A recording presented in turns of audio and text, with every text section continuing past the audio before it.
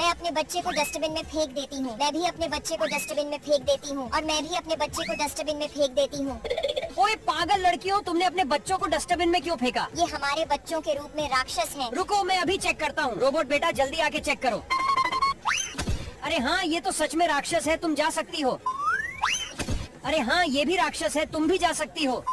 लेकिन वो देखने से पहले अगर तुम सच में अपनी मम्मी से प्यार करते हो तो इस वीडियो को लाइक करो और चैनल को सब्सक्राइब करना मत भूलना।